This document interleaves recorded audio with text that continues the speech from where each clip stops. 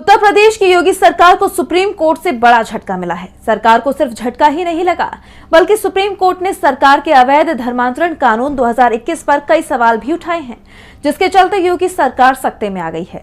तो कौन से फैसले पर सुप्रीम कोर्ट से उठे सवाल और क्या है पूरा मामला, जानेंगे इस रिपोर्ट में। यूपी में अवैध धर्मांतरण कानून 2021 के तहत दर्ज कई एफआईआर सुप्रीम कोर्ट ने रद्द कर दी है। साथ ही इस कानून पर भी कई सवाल उठाए हैं, जो योगी सरकार के साथ साथ पूरी बीजेपी के लिए बड़ा झटका है। कोर्ट की तरफ से कहा गया है कि आपराधिक कानून का उपयोग निर्दोष लोगों को परेशान करने के लिए नहीं किया जा सकता।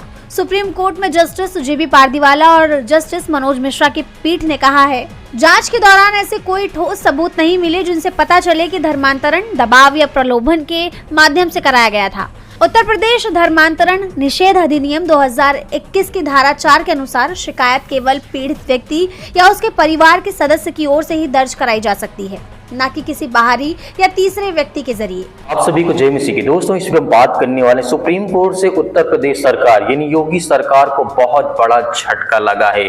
किस लिए? धर्मांतरण को लेकर के आए दिन बहुत सारे ऐसे केस जाते हैं जहां पर निर्दोष व्यक्तियों को जबरदस्ती धर्म परिवर्तन के नाम पर उन्हें जेल में डाल दिया जाता है। जब ये मामला सुप्रीम कोर्ट में चला जाता है तो बहुत बड़े बड़े सवाल उठने लगते हैं और गंभीर बड़ी बड़ी बातें होने लगती हैं। उत्तर प्रदेश सरकार को धर्मांतरण के मामले में एक जिस तरीके से बड़ा झटका लगा, सुप्रीम कोर्ट ने राज्य सरकार के धर्मांतरण विरोधी कानून पर काफी गंभीर सवाल खड़े कर दिए। ये बहुत जरूरी, क्योंकि हम उस भारत देश में रहते हैं जहां भारत देश का सबसे बड़ा राज्य उत्तर प्रदेश, यहाँ पर आए दिन बहुत सारी ऐसी घटनाएं हमें देखने को मिलती रहती हैं। यह कानून 2021 में लागू किया गया था, जिसका उद्देश्य जबरन, धोखे या लालच या शादी के नाम पर किए जाने वाला धर्म परिवर्तन को रोकना था। लेकिन अब सुप्रीम कोर्ट ने पूछा है कि क्या यह कानून अपनी सीमाओं से बाहर जाकर के नागरिकों को व्यक्तिगत स्वतंत्रता और संवैधानिक अधिकारों का हनन नहीं कर रहा। सुप्रीम कोर्ट ने यहाँ पे पहला ही सवाल पूछा है। सुप्रीम कोर्ट ने आगे भी कहा, भी मैं आपको वीडियो भी दिखाऊंगा। तो कानून कहता है कि धर्म परिवर्तन करने से पहले व्यक्ति को प्रशासन को सूचना करना होगा। अगर इस प्रक्रिया में किसी तरह का दबाव या लालच या धोखा पाया गया तो मामला आपराधिक माना जाएगा। लेकिन सुप्रीम कोर्ट का कहना है कि स्वेच्छा से किए गए धर्म परिवर्तन कोई भी अपराध नहीं है, ना ही वो अपराध की नजर मुझसे देखा जाएगा। क्या यह नागरिकों की धार्मिक स्वतंत्रता के अधिकार में दखल नहीं है? सुप्रीम कोर्ट ने यह भी चिंता जताई है कि इस तरह के कानूनों को दुरुपयोग होने का खतरा बताया है। कई राज्यों में ऐसी शिकायतें सामने आई हैं कि प्रेम विवाह या व्यक्तिगत पसंद को भी धर्मांतरण का मामला बना दिया जाता है।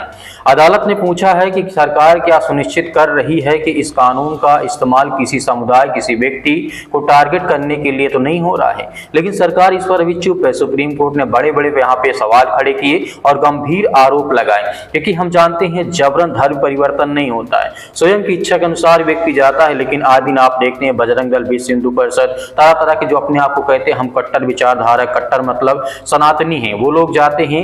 कोई व्यक्ति अपने घर में बाइबल भी रखता है तो उन लोगों को ये मारने और पीटने काम करते हैं, उनके ऊपर एफआईआर करवाते हैं। 2021 के कानून के तहत काफी इसमें कड़ी सजाएं रखी गई थी, बड़े बड़े जुर्माने रखे गए, यहाँ तक कि आजीवन कारावास की सजा भी रखी गई थी। इस फैसले ने इस तरीके यूपी सरकार की नीति पर सवाल खड़े कर दिए हैं। सुप्रीम कोर्ट ने बड़ी बड़ी यहाँ पे गंभीर बातें कही हैं। एक तरफ सरकार का तर्क यह है कि कानून मजबूती और छल कपट से होने वाले धर्म परिवर्तन को रोकने के लिए जरूरी है, जबकि दूसरी ओर इसका विरोध करने वालों का कहना है कि यह कानून व्यक्तिगत आजादी और धार्मिक स्वतंत्रता को सीमित कर दे रहा है। बिल्कुल, अब जिस तरीके से सुप्रीम कोर्ट की सुप्रीम कोर्ट का जो नजर पड़ा इसमें, तो आने वाली सुनवाई होगी, उसमें तय किया जाएगा कि इस कानून में क्या बदलाव करना है, क्या नहीं करना है, कौन सी धाराएं हटानी है, कौन सी धाराएं नहीं हटानी है, किस धारा के तहत व्यक्तियों को जबरदस्ती धर्म परिवर्तन में फंसाया जाता है। फिलहाल इतना साफ है कि धर्मांतरण मुद्दे पर उत्तर प्रदेश सरकार की मुश्किलें काफी बढ़ चुकी हैं। वैसे देश भर में बहुत सारी ऐसी नई बहस छुड़ चुकी, नई नई खबर आती रहती है कि कोई व्यक्ति प्रार्थना कर रहा, कोई व्यक्ति चर्च जाता है तो उसको बीच में मारने लगते हैं बजरंग दल के, विश्व हिंदू परिषद के लोग। इनके जिम्मेदार कौन व्यक्ति होंगे? जो ऐसी घटनाएं घटती हैं, हजारों की संख्या में एफआईआर किए जाते हैं, लेकिन उसमें किसी को भी, एक को भी सजा नहीं होती है। जब वो कोर्ट कोर्ट मामला जाता है तो कहीं न कहीं इस कानून का दुरुपयोग किया जा रहा है। सरकार इसमें जवाब दे या फिर इस तरीके सुप्रीम कोर्ट स्वयं अपनी इच्छा अनुसार वो कार्य करेगा आने वाले समय में। फिर प्रिय भाई आपकी क्या हमें कमेंट बॉक्स में कमेंट करके जरूर बताएगा। मिलते हैं नेक्स्ट वीडियो।